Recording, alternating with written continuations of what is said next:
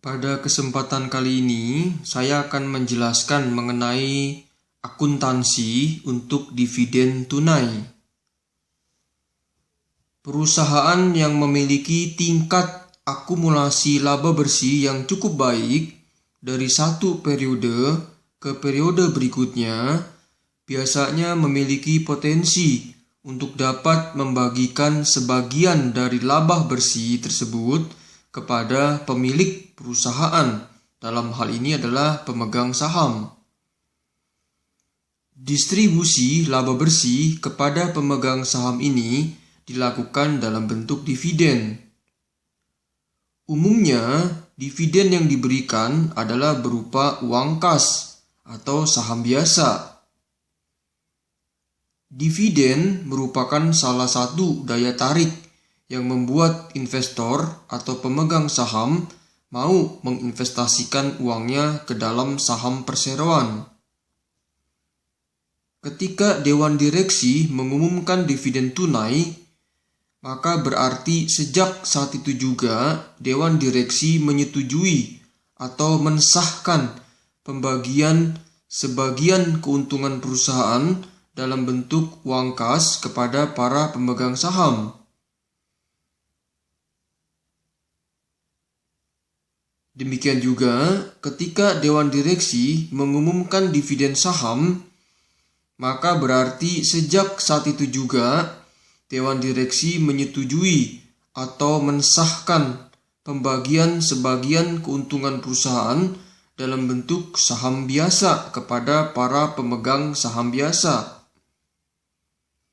Baik pengumuman dividen tunai maupun dividen saham akan berdampak pada pengurangan atau penurunan laba ditahan atau saldo laba.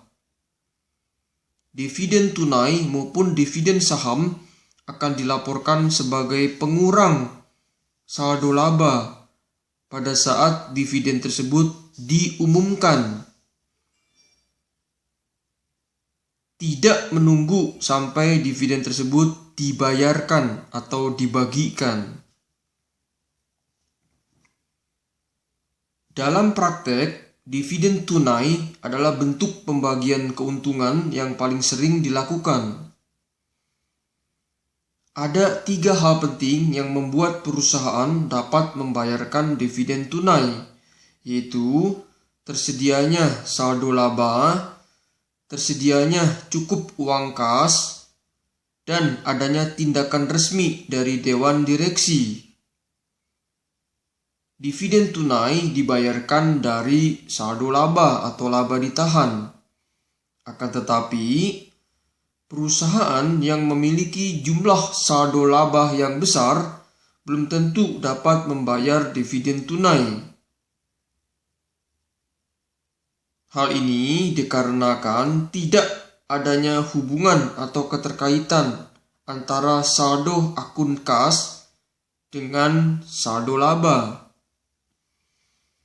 Sebagaimana yang telah saya bahas di video sebelumnya, laba ditahan atau saldo laba timbul sebagai hasil dari kegiatan operasional perusahaan, yaitu laba bersih. Dalam akuntansi, laba bersih sendiri diukur atas dasar accrual, bukan atas dasar kas atau cash basis, di mana beban yang telah terjadi ditandingkan dengan pendapatan terkait dalam periode yang sama sesuai dengan matching konsep atau konsep penandingan. Dengan demikian, saldo laba tidak mencerminkan atau tidak identik dengan besarnya uang kas yang tersedia. Banyak perusahaan yang memiliki saldo laba yang cukup besar, akan tetapi tidak memiliki cukup kas untuk dapat membayar dividen tunai. Oleh sebab itu, sebelum mengumumkan dividen tunai, Dewan Direksi melalui jajaran direksinya, yaitu Direktur Keuangan, biasanya akan mengevaluasi terlebih dahulu besarnya posisi uang kas yang tersedia dan jumlah estimasi kebutuhan kas jangka pendek. Setelah uang kas yang tersedia dirasa mencukupi untuk membayar dividen tunai, langkah selanjutnya adalah pengumuman dividen yang dilakukan oleh Dewan Direksi. Sesungguhnya, Dewan Direksi tidaklah diwajibkan oleh undang-undang untuk mengumumkan dividen. Sekalipun perusahaan memiliki jumlah saldo laba dan uang kas yang cukup besar untuk dapat membagikan dividen tunai. Akan tetapi, sebagaimana yang telah saya uraikan di atas, bahwa salah satu daya tarik yang membuat investor atau pemegang saham mau menginvestasikan uangnya ke dalam saham perseroan adalah karena faktor dividen. Bisa dibayangkan apa yang kira-kira akan terjadi kalau seandainya perusahaan tidak membagikan dividen kepada para pemegang sahamnya. Di antaranya adalah lepasnya kepemilikan pemegang saham lama atas perseroan dan tidak tertariknya investor baru atau investor potensial untuk menanamkan modalnya di perusahaan tersebut. Ada 3 tanggal penting sehubungan dengan pembagian dividen tunai, yaitu tanggal pengumuman, tanggal pencatatan, dan tanggal pembayaran. Di tanggal pengumuman, Dewan Direksi secara resmi mensahkan atau mengumumkan pembagian dividen tunai kepada para pemegang saham. Pengumuman dividen tunai ini akan membawa perusahaan pada kewajiban hukum yang mengikat dan tidak dapat dibatalkan. Pengumuman dividen tunai akan dicatat dalam jurnal dengan cara mendebet akun dividen tunai dan mengkredit akun utang dividen tunai. Utang dividen tunai merupakan kewajiban lancar yang umumnya akan segera dibayarkan dalam jangka waktu yang singkat. Pada akhir periode akuntansi, ayat jurnal penutup akan dibuat untuk mentransfer saldo akun dividen tunai ke saldo laba atau laba ditahan, yaitu dengan cara mendebet akun saldo laba dan mengkredit akun dividen tunai. Dividen sama halnya dengan preferred. Hanya saja kalau dividen merupakan pembagian sebagian keuntungan perseroan kepada pemegang saham, sedangkan preferred merupakan penarikan uang tunai yang dilakukan oleh pemilik perusahaan perorangan atau pengambilan gaji yang dilakukan oleh anggota sekutu firma.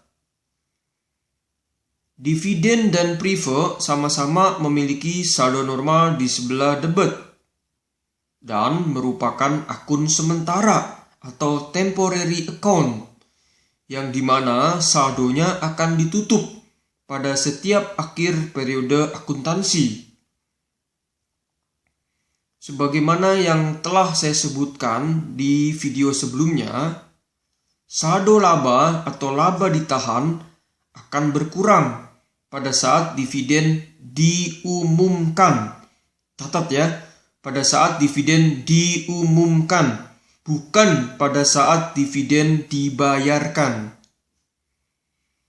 Ketika perusahaan yang memiliki saham yang diperoleh kembali atau saham treasury mengumumkan dividen tunai, maka dividen tidak akan dibayarkan atas saham yang diperoleh kembali tersebut. Selama kurun waktu antara tanggal pengumuman dan tanggal pencatatan, perusahaan akan memperbaharui catatan kepemilikan sahamnya. Dan jumlah lembar saham yang beredar selama kurun waktu tersebut seharusnya tetap sama. Di tanggal pencatatan, perusahaan mengidentifikasi siapa saja para investornya yang akan menerima dividen berdasarkan kepemilikan atas jumlah lembar saham yang beredar, bukan untuk menentukan jumlah kewajiban dividen.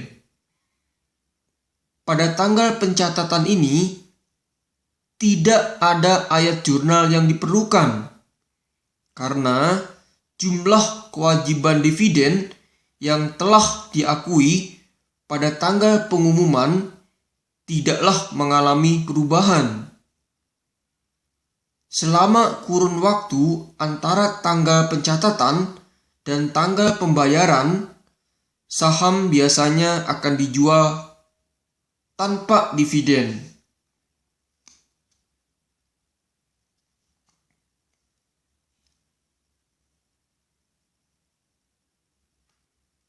Pembayaran dividen tunai akan mengurangi aset lancar, yaitu kas, dan kewajiban lancar, yaitu utang dividen tunai.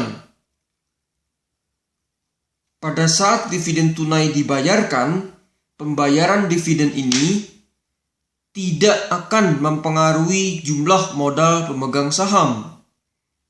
Akan tetapi, efek kumulatif dari pengumuman dan pembayaran dividen tunai adalah mengurangi jumlah modal pemegang saham dan total aset.